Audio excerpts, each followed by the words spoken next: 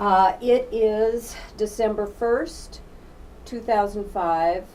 I am speaking to Sonya Pennock. This is an interview for the Rocky Flats Cold War Museum. Ms. Pennock is an administrator with the Environmental Protection Agency. So, usually we begin at the beginning with these kinds of things. So what I'm going to ask you now is to talk to me a little bit about when you were born, where you grew up, what kind of education you had, and how you started off with the EPA. Okay, I was born in Des Moines, Iowa, and a long time ago. That's good enough. And I graduated from college with a bachelor's degree at a liberal arts college in Iowa, Coe College. Coe College? C-O-E. Okay. I subsequently, I taught school for a number of years, but we subsequently moved to Colorado and started a family. Mm-hmm. And after my daughter was old enough, I went back to volunteer work. I volunteered in a lot of areas, but really with the League of Women Voters. And the League of Women Voters got me involved. I became their lobbyist at the Colorado State Legislature and their legislative director. It was during that time I became more and more aware of environmental issues. Can you give me the years that you were? Sure, it was 1984 to 1986. Okay. In 1985, I chaired a non-partisan ballot issue campaign to get people to be able to register to vote at driver's license facilities. Previously, you could only do it at a Secretary of State's office. From there, I went to a political campaign as a fundraiser, left the political campaign when that was over, went to work for an environmental consultant, and from there I went to EPA. So I've kind of done a lot of different things, but I became a community involvement coordinator at EPA, and within a year of coming to EPA was assigned to the Rocky Flats site. And what year was that? That would have been in 1989. What were your duties at Rocky Flats? Well, at that time, it was very much an operating facility that was very closed to the public. EPA had named it as a Superfund site, and I was assigned to the team that was going to be responsible for overseeing DOE's cleanup of the site. But at that time, the facility was very closed. I remember an initial meeting with one of their public affairs people about public involvement and getting the interested publics into the decision-making process, and was basically told, we're told by our lawyers we don't have to do that.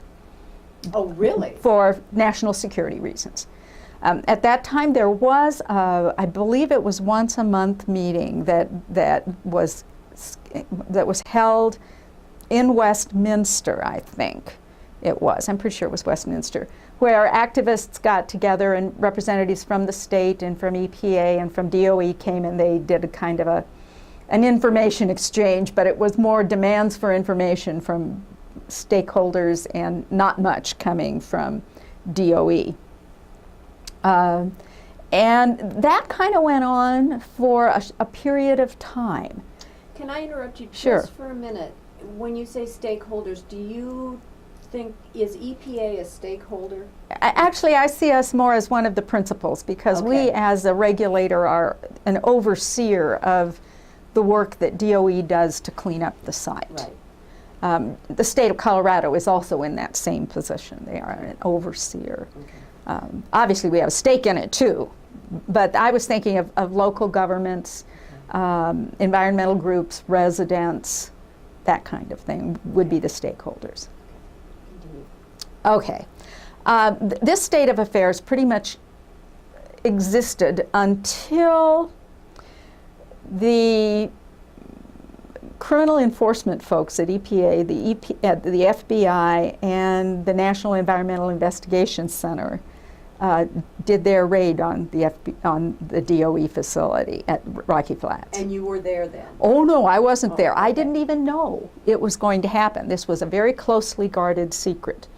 I was at a hearing on I don't even remember what the issue was having to do with Rocky Flats, but it was a federal hearing. And it was so interesting. I knew something was happening because this wave of whispering was going through the room. And people were learning that this raid was taking place. Well, it was news to me too. But they couldn't, it was the only people with high national security clearances within EPA knew it was going to take place. So there was a watershed change at that point. Can you talk about that a little bit? Give me the year. I can't remember the year. I'm so sorry. That's okay. I should have looked that up. But it will, It'll be in the archives, it'll be in the information, because it truly was a turning point in the whole future of the facility as well as the environmental work that happened there. Can you talk a little bit about that? There was this culture of secrecy and need to know, and then that sort of changed into what? Well, first of all, DOE changed contractors. They brought in the contractor that had been their contractor at the Idaho National Engineering Lab. I think that was the INEL, Idaho Nuclear Engineering Lab. I can't remember the exact name of it, but INEL, I-N-E-L, in Idaho. And they had clearly decided they needed to be more open. And the people I dealt with that contractor were so different than the folks that I had dealt with before when it was Dow. Mm-hmm. And we developed a community involvement plan, which had been something that I had been trying to get done for the year or two, and my predecessors had been trying to get done. We developed a very extensive plan. They began reaching out to the various activist groups, meeting regularly with local governments and with the various other interest groups that were out there. It was a rocky changeover, but they really began to try to reach out and get information to people and listen. We began scheduling regular meetings with the public, and instead of it being somebody else's responsibility, DOE took over the responsibility of having these meetings and finding out, working with the various stakeholders to decide what subjects would be covered at the meetings, and just trying to increase the information flow back and forth with people in the community. And when you talk about that, there were lots of stakeholders, as I understand it. There were the municipal governments Right. involved, and I think there were maybe 7 municipal governments involved. Yeah, I'm sure there would have been Jefferson County, Arvada, Westminster, Broomfield, Boulder. Yeah, there were a number. And what about, were there also special interest groups involved? Sure. Okay. Sure there were. The environmental, EDF, Environmental Defense Fund, was very active at that time. There was a local citizens group that was awarded a technical assistance grant by EPA so that they could hire a technical expert to review materials that were coming out of the facility. And that group represented sort of a coalition of a number of individual activists who had been active at the site for a long time. The Peace and Justice Center in Boulder was involved. At that point, the union wasn't terribly involved. Later, the union got involved, but at that point, we weren't hearing much from the union.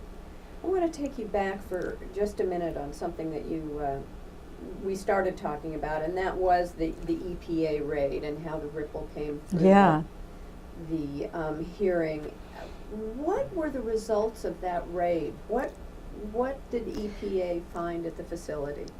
Well, first of all, that got woven into a criminal case, so I can't tell you exactly what they found, but I know it did lead to criminal charges against individuals at the facility, and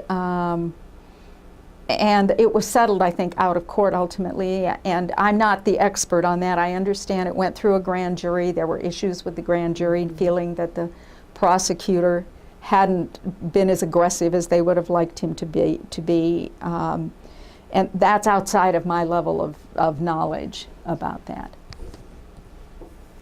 So when you were representing EPA at Rocky Flats, what exactly were your duties? Well, community involvement coordinators are responsible for making sure that the public has an opportunity to be informed and active in about what's going on and active in the decision-making process.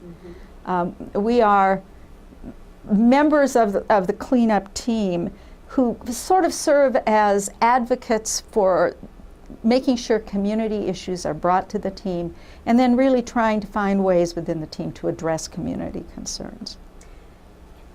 Had you ever done this anywhere else, or is this the first time that you had done this?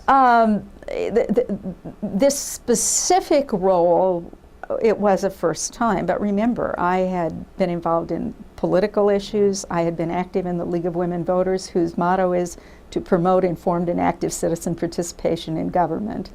So it lined up very much with my values also.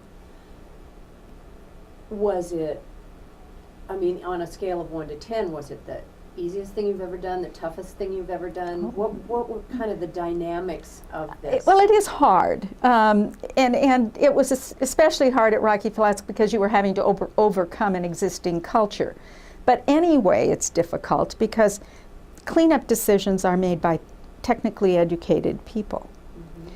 Community concerns often fall outside of the specific technical information, but they color how the community views as credible that technical information. And the technical people largely want to say, well, these people don't know what they're talking about, it's irrelevant. And they're being emotional, all of those kinds of things. And so part of your work within the team is helping the team understand that the acceptance of their technical work that they're very proud of is going to depend on their ability to deal with these other not measurable kinds of things, but very real kinds of things that are out in a community. So you're doing a little work internally as well as with communities. And with Rocky Flats in particular, there are so many hot button issues, and I'm wondering if, in your experience were there particular issues that seemed to be harder to come to consensus and soothe all the feathers that were involved? Well, you sometimes, you hope you will reach a conclusion, a decision that people can live with. They wouldn't necessarily be happy about. They won't have necessarily gotten everything that they wanted. People are uncomfortable with the R word, radioactivity. And on top of it, in this particular case, this was radioactive material that was used to build bombs. And so people have mental pictures of Hiroshima or Chernobyl. They carry a lot of visceral feeling. And it may be they don't believe in nuclear weapons. And that also affects their willingness to accept cleanup decisions and decisions about how safe is safe and how much risk reduction is going to be okay at a facility like that. And so, were there any particular moments that you remember that were specific bones of contention or specific... While I was working on the site, we reached very few cleanup decisions, actually. Is that right? There was a lot of studying that was going on. And what they did, if you may know, there were 2 creeks that ran into 2 reservoirs. One was the Broomfield, I can't remember what one creek was named. It was the one that ran into the Broomfield Reservoir. And then there was a Woman Creek that ran into Standley Lake. And And Standley Lake is in Arvada. Well, I think it provides the Westminster water supply. And there was a lot of concern about runoff off the plant going into the waters of these facilities. And during the time that I was working on the site, DOE did decide to do some work on bypassing Standley Lake in an attempt so that the water from Woman Creek would not go into Standley Lake. Okay. Where would it go? It went around it and down into, I think it was an irrigation ditch.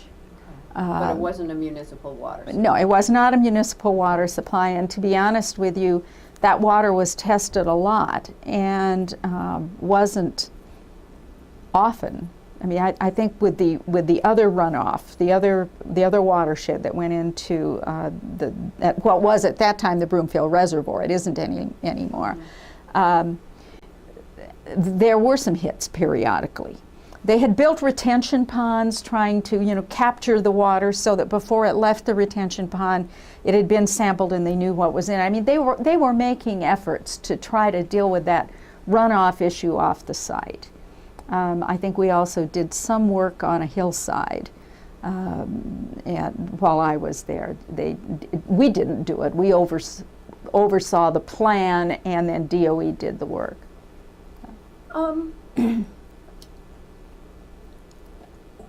Kind of getting back to your role as this community representative,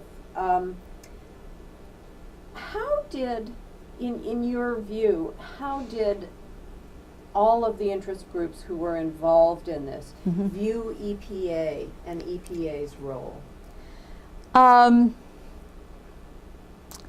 Well, it varied depending on who the activists were. I think generally, my experience was that they really liked the idea of EPA watching DOE and the state of Colorado watching DOE and EPA and the state of Colorado watching each other. Yeah, yeah. That whole idea of everybody watching everybody else, they liked. I remember at one time there was some talk about EPA. It was just a question of maybe EPA pulling back and the state exercising more oversight, and some of the community folks felt, no, we want EPA involved in there too. I think had the state talked about pulling out, it would have been the same situation. People just like the idea of multiple levels of oversight. Now, on the other hand, there were those who say, look, you're a federal agency. We don't believe you're going to be hard enough on DOE. I mean, there were some who were skeptical of EPA's willingness, because we were all part of the federal government, all part of the executive branch of the government. EPA's willingness to really exercise rigorous oversight over DOE. I recently interviewed a gentleman who was the spokesperson for the plant during the end of the cleanup phase, Jeremy Karpatkin. I don't know if you know him. I do. One of the things that he said was that it was, and I don't want to take his words specifically, but that the challenge of getting everybody on the same page, all of the community people, all of the federal agencies, and being able to present something to each other that everyone could sign off on was immense. And I'm wondering what you think about that. Is that your impression too? Sure. I mean, because people come to the table with different interests, and as I said before, different feelings about how safe is safe. And I mean, DOE also had issues of money. And, our issues were somewhat different, and our interests were somewhat different. And I think it has been hard. On the other hand, I think it's interesting that in general, they have been able to find ways to move forward. Again, people might not be totally happy with a decision, but they could live with it. And at this point, the cleanup's complete. Now there are still going to be debates about whether it's clean enough. I'm just sure. Why? Because there are some, I think, who feel that they would like not to see any radioactive material left in that area. Because they feel that, I think it's an issue of fairness. There are some who, for environmental reasons, in terms of open space and use of that property, would like to see it made available for more uses than it currently will be able to be used for. And as I said, there are just some who feel that not any speck of radioactivity is safe. Now, when you say an issue of fairness, what do you mean by that? Why should we in the Denver area be saddled with, I'm paraphrasing what I've heard. Why should we in the Denver area be saddled with the contamination from the United States nuclear weapon program? Why should this be a national sacrifice area, you hear used? Okay. And that is, that is a question that comes up again Sure. and again. In your view, and during your period of time Right. at Rocky Flats, what would be your opinion of how the cleanup progressed? It was slow going during the time that I was working on the site.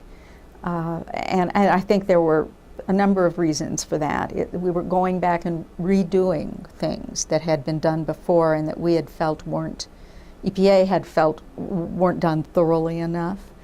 We were also trying to negotiate. There was a lot of legal underpinning, not in terms of lawsuits, but in terms of the relationships between the government agencies, how decisions were going to be made, and how the studies would go forward. All of that negotiating had to happen before the actual work started. So there was a lot of negotiating going on. And was the negotiating between government agencies? Yeah. Okay. And that became a bone of contention because some of the stakeholders were left out. They didn't sit at the table while these negotiations on how we were going to reach cleanup decisions were made. They were kept informed to some degree of the process at separate meetings, but they didn't sit at the table. They weren't at the table.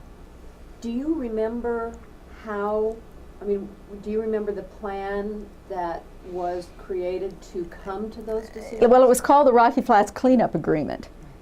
We reached we reached an interim agreement, and in fact did a big news conference. We've reached this interim agreement. Isn't life wonderful? And the reason I remember that is because the day before we were to do the news conference, I broke my leg skiing.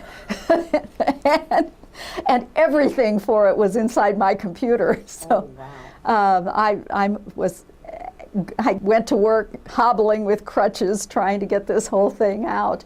But it was a big deal. Well, that thing actually kind of fell through. Can you talk a little bit about what it included? I don't remember. Isn't that terrible? It was a legal document. It was a legal federal facilities agreement between EPA and the DOE and the state.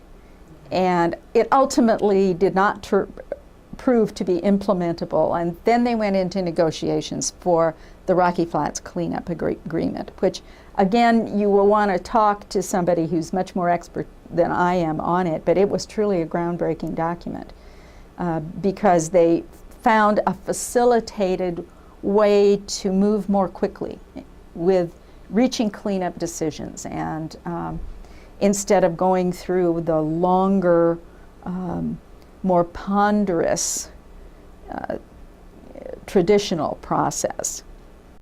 Now, there have been some who said, we're uneasy with this, it went too fast, we're concerned there wasn't enough study, there wasn't enough characterization of the site, you don't know where all the hot spots are, you may not have, because you used this expedited approach.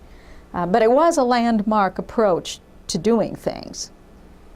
Now, the preliminary plan that was unimplementable. Right. Why was it determined to be unimplementable? You know, as far my recollection, again, my recollection could be faulty because it was at that point I became a team leader and I passed on the site to somebody else, and so I'm a little hazy. I think ultimately, I can't remember who. One of the stakeholders pulled out. One of the signatories pulled out. And I can't remember if it was the state or DOE pulled out of the agreement. It seems to me. Do you remember I don't. why they would? I don't. I'm Okay. sorry. Okay. I don't recall. I just remember that the thing couldn't be implemented. And so they went back to the drawing board and came up with this other blueprint for the process. And that agreement, you say, was groundbreaking. Yeah.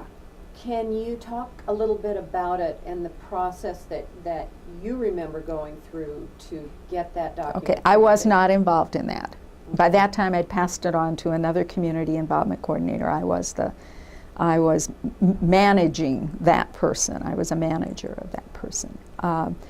I know that from our perspective, we were very, very interested that as the document was drawn, that we did not shortchange the public process.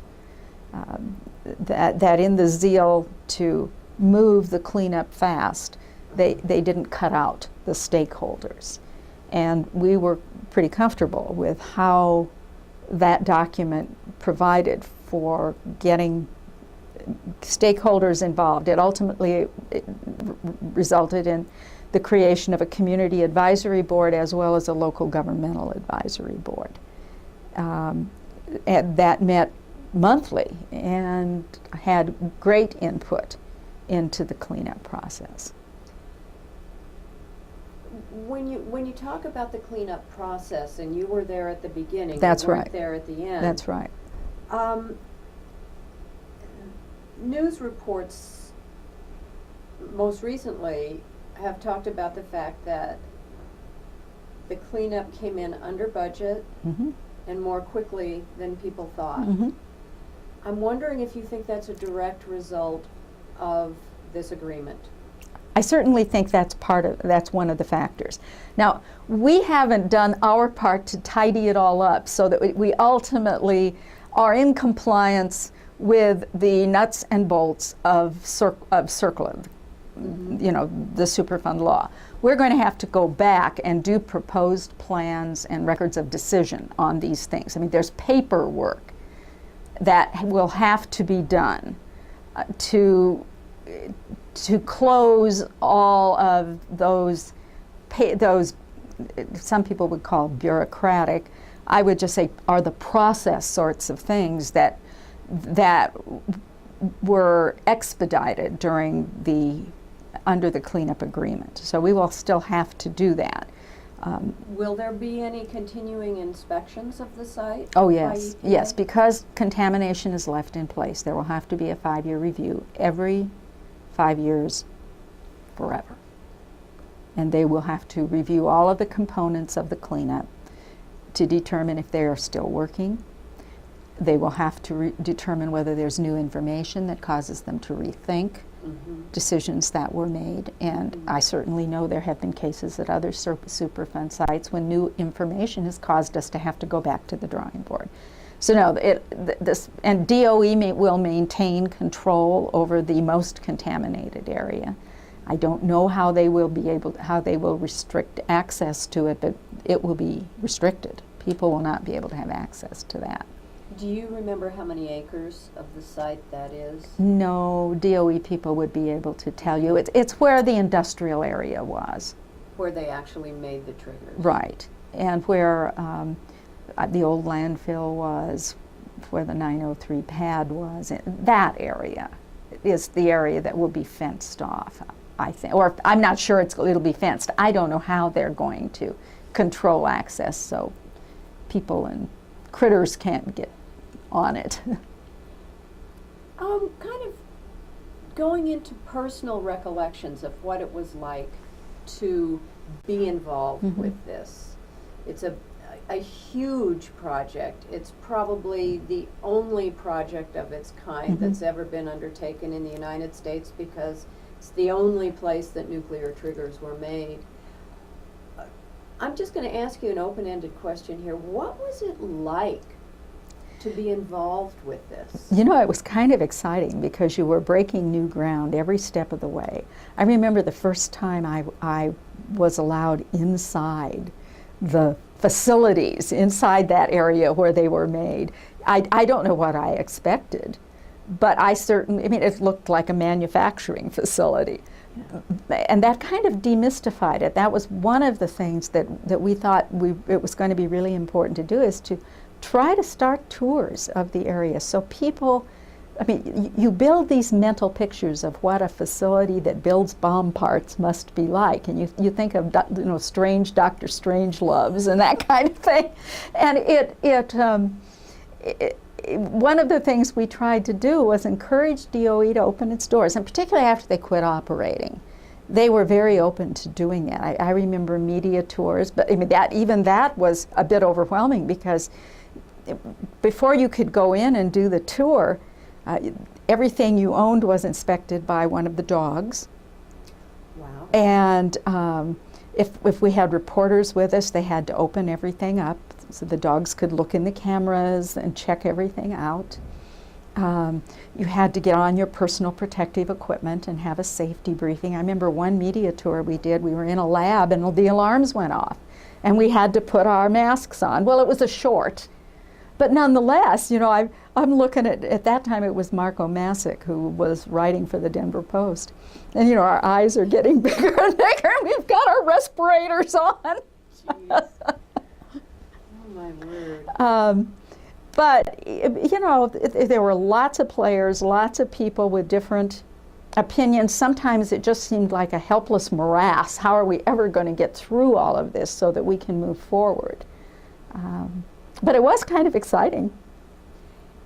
Kind of, given all the things that you've done in your professional career, was your job at Rocky Flats the most challenging? Well, it was certainly very challenging. One of the nice things was it was one of the places where I was able to work where I saw a tremendous change and a lot of progress in the time that I was there. You know, sometimes you just feel like you're slogging through mud and you don't see a lot of progress. But in this particular case, there was a lot of progress in the, 4 or 5 years that I worked at the facility.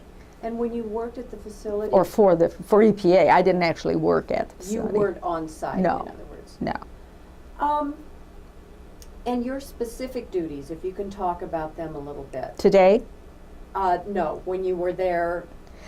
Well, my job was to work with the community involvement people that worked for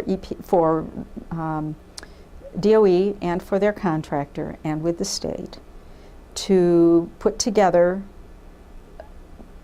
plans and to implement ways to get the public more informed about Rocky Flats and to provide avenues for public concerns to get filtered into the system so that they could get addressed, and then to provide feedback on what we were going to do about those concerns. And you did this on behalf of EPA? I did this on behalf of the EPA. The lead agency at in a federal facility cleanup is the federal facility. So DOE was responsible for implementing outreach plans, though we did share work often. My job was primarily to kind of just beat up, in some ways, the DOE folks to get them to open up. Yeah. But as I said, once that change took place, the new contractors came in, it became much more collegial. Why do you, again, personal opinions here, not the opinion of EPA. Right, I am not expressing opinions of EPA at all in this interview. I'm just speaking for myself.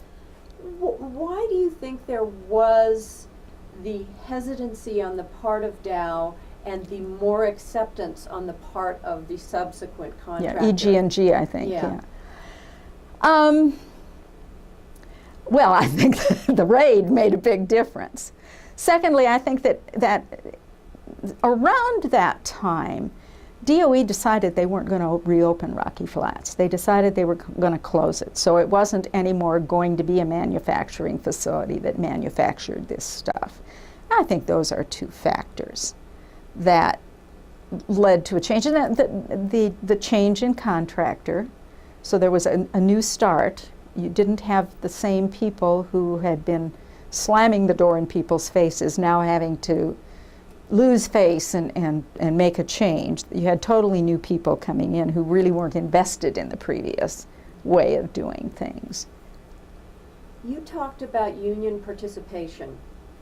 Could you talk a little bit about union participation as it relates to this shift from Dow to EG&G and to the increasing openness, and how the actual plant workers were feeling about that? Did you? You know, I think initially my recollection was really the plant workers were more concerned about preserving their jobs, their employment.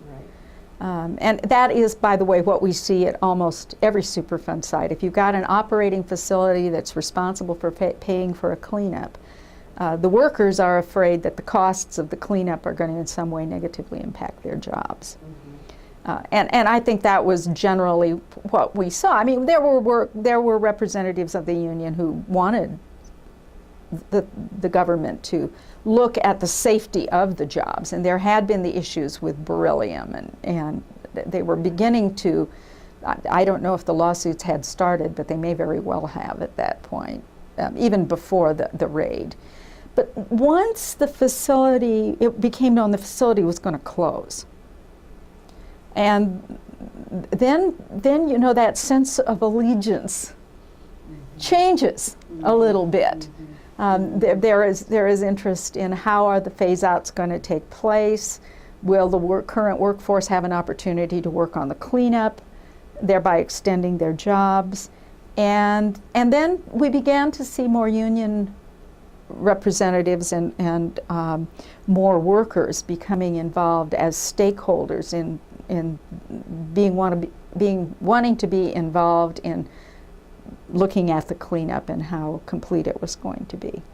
Did you find that the relationship was an easy one, a contentious one?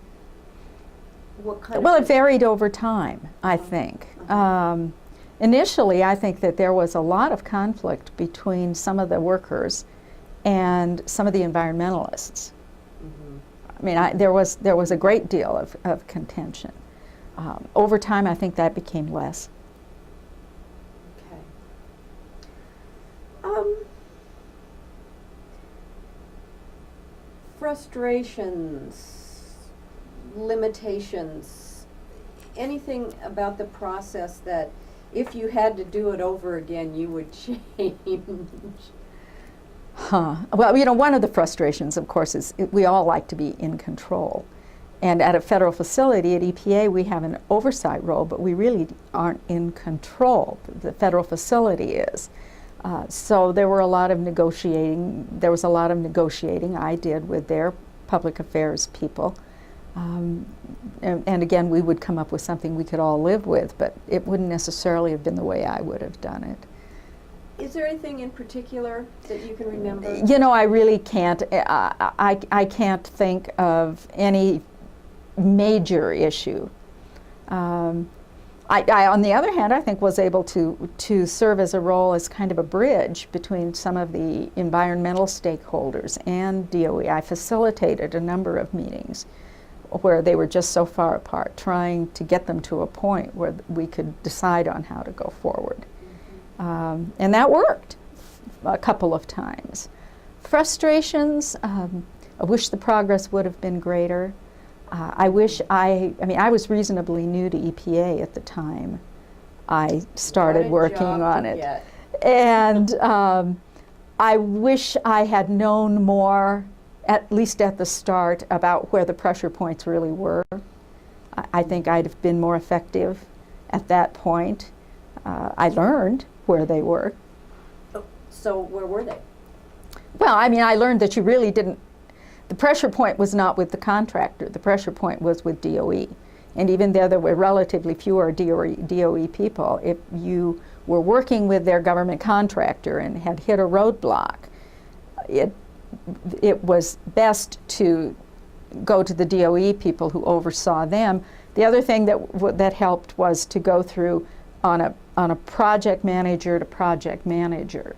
So I would go through the technical person, make my case with them, see if they could exert some force with the technical project manager at DOE. But at first I didn't recognize that was the case, so I think I spent some time spinning my wheels with contractors when I wouldn't have needed to. In terms of Rocky Flats as a Superfund site, could you talk a little bit about sort of what the definition of a Superfund site is and where Rocky Flats falls in the whole universe of Superfund sites in the United States? I don't think I don't know where to put it in the whole hierarchy of Superfund sites. Superfund sites are those sites that have been listed on the National Priorities List for cleanup using the Superfund program. They generally represent the most complex contaminated sites in the United States. And you know, we have two very complex sites here in the Denver area. We have Rocky Flats and the Rocky Mountain Arsenal. Very different types of contamination, but both very complex sites. I think the emotional level associated with Rocky Flats was heightened because of its relationship to bomb making and to radionuclides. But how you would say, is Rocky Flats worse than Frenald in Ohio? Or, you know, What's Frenald in Ohio? Oh, it's also a nuclear, part of the DOE nuclear weapons complex. The difference with Frenald is it was located in the middle of a town, where at least Rocky Flats was located away from, even though development was moving closer to it. Mm-hmm. The decision that DOE made to close the plant, were you there when that decision was made? Yes. Okay. Can you talk a little bit about how that came down, so to speak? You know, I don't know how they reached. I think it had a lot to do with the winding down of the Cold War. It was an old facility. They had spent a ton of money on this new building at Rocky Flats that was supposed to be bigger, better, and more efficient, and it didn't work at all. Which building was I'm that? trying to remember the number. You know, the buildings all had numbers. And I think they just decided, and there was there were large contingencies of environmental groups that were making their lives miserable at Rocky Flats. And I think all of those things factored into it. They didn't need it as much. The Cold War was winding down. The facility was obsolete. They'd spent money that wasn't working, and they were just having endless headaches with stakeholders.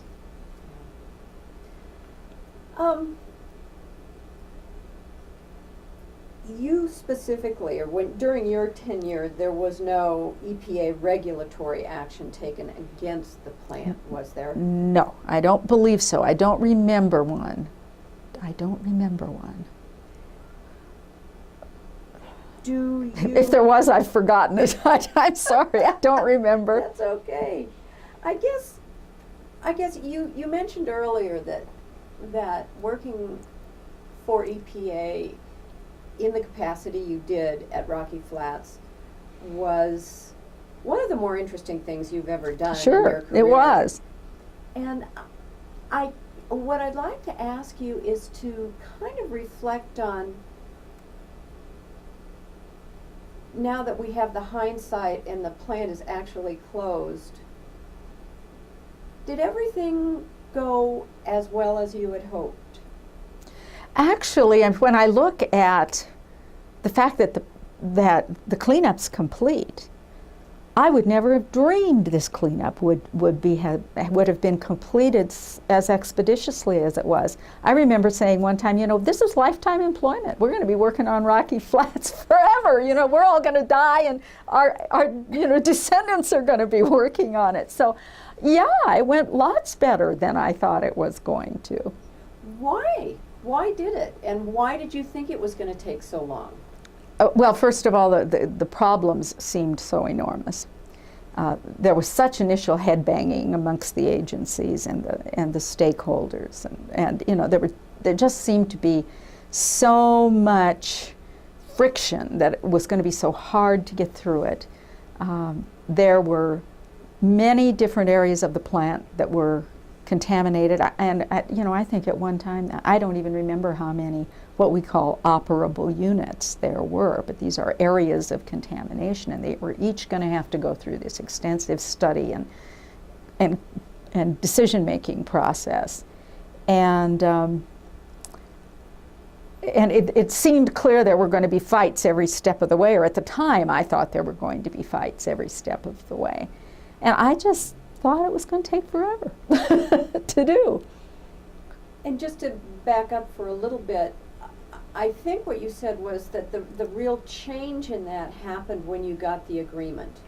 I think the agreement, the change in mission of the facility, and the opening up of the facility, the bringing in of the stakeholders to try to get them to be part of the cleanup process rather than to be adversaries that were out throwing brickbats at the process from the outside.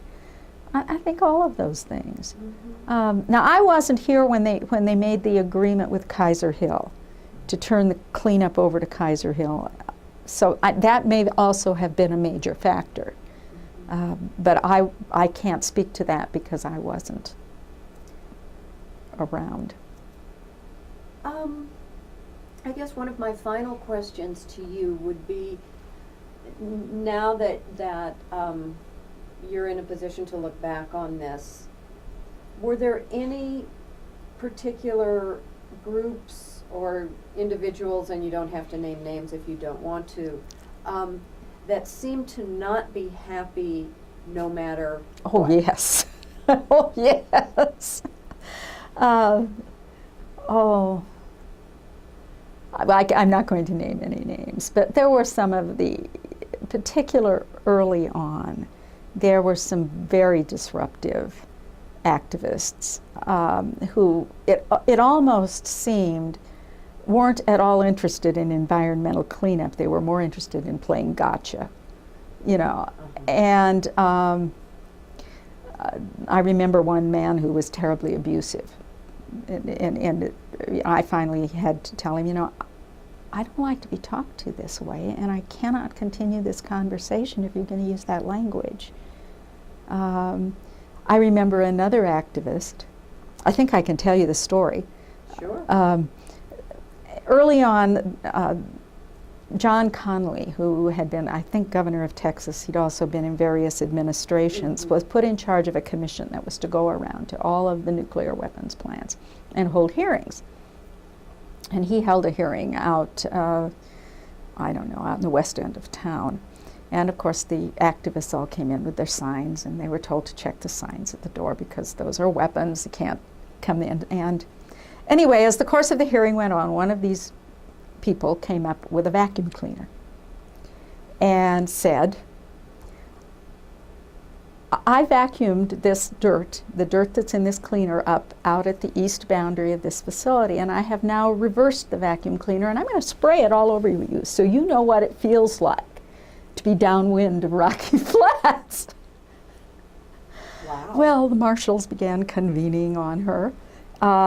She didn't do it. It was an object lesson, but you know, the commission members, of course, are all backing up and bracing in their seats, and so we had that kind of political theater, I guess is a good way to describe it. There were some that, frankly, they ultimately dropped out of the process because those other activists, and I'm using the word activists, people with environmental interests, people who are concerned about their homes near the facility, really wanted to move forward and wanted to make some progress on dealing with how the cleanup was going to take place, and began to see some of these folks as largely obstructionists. Now, those folks had also, though, early on, before DOE opened the door, been amongst the few who were really drawing attention to the facility. So they served a purpose, but didn't seem to be able to make the transition into trying to work and come to decisions people could live with. Well, finally, I guess, we've got a wildlife refuge planned out there now. Do you think that's the best use of the of the area now, and why? I think it fits in with the land uses around it. There's a lot of open space around the facility, and so I think an open space use is a good use. I seriously doubt any level of cleanup would have been enough to make that area acceptable in the perception of people for other uses anyway. So I think it's a perfectly good use for it, and it adds to this really wonderful wildlife corridor with Jefferson County and Boulder open spaces. Anything else that you would like to say about your recollections? I can't think of anything else. All right. Well, thank you so much for talking with us. Thank you. We appreciate it greatly.